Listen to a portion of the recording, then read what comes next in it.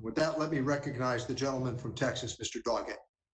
So many lives lost, so much unnecessary suffering as a result of denial, delay, and ongoing deception.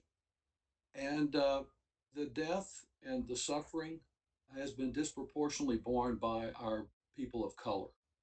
Despite extraordinary efforts by local officials and public health leaders, and despite considerable interference by the governor of the state of Texas and a total lack of national leadership, these efforts in our local communities have been very important in responding. And I think the disparities are very evident despite those efforts. In San Antonio, Bexar County, while African Americans only make up 7% of the population, they're a fourth of the COVID-related deaths. In Austin, Travis County, while about a third of the population is Latinx, they account for 3/4 of the COVID hospitalizations and a majority of those who tested positive. Local efforts are underway to ensure that all materials are available in multiple languages, that public education efforts make use of minority media outlets, and that funds are dedicated to closing disparity gaps, particularly with financial support to nonprofit organizations that are serving the vulnerable. I applaud the efforts of Paul Saldana and the Hispanic business advocates on these issues and our need to do even more. Not surprisingly, the Trump administration is yet to even appoint a Spanish-speaking official nor create a Spanish language website during the crisis, ignoring millions of Spanish speakers.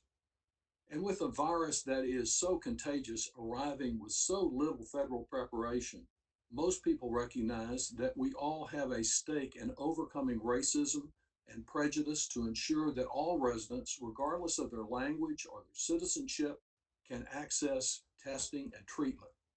Unfortunately, in states like Texas, this is not the case. Our state Republican leadership continues to reject federal dollars to extend Medicaid, an astonishing ideological decision that disproportionately harms people of color. Nor do these disparities end with the composition of the COVID-19 patient population or the failure to make healthcare accessible. We must also confront the overrepresentation of people of color in our frontline jobs, including nursing homes, meatpacking factories, construction sites, and other frontline jobs that are keeping our country open despite unsafe conditions in many of them. Essential workers need more than our praise. They need essential workplace protections, essential health care, and essential compensation throughout this pandemic and beyond. Dr. Sequist, I would raise a question to you.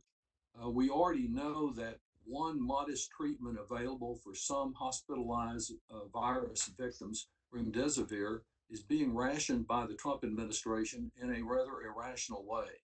Given the disparities that already exist and the refusal of the Trump administration to take any meaningful action to restrain prices of treatments and vaccines, despite billions of public investment, isn't there a real danger that many people of color will be put at the back of the line and unable to pay for costly future treatments and vaccines?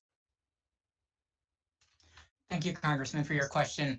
I think that anytime that we resort to needing to ration healthcare services, we run the risk of exacerbating healthcare disparities. Remdesivir has a quite broad clinical application, and the number of people who would be eligible for treatment by it exceeds the number of doses of remdesivir that are available right now, which necessitates the sort of distribution that's created right now. I would say there are three things for us to focus on. One is that the federal government should be transparent about how it is allocating the doses of remdesivir to each state for our use. The second is that we need to ensure access to hospital-based care for all of the patients in these communities, because that is the location where you can get treatment for remdesivir.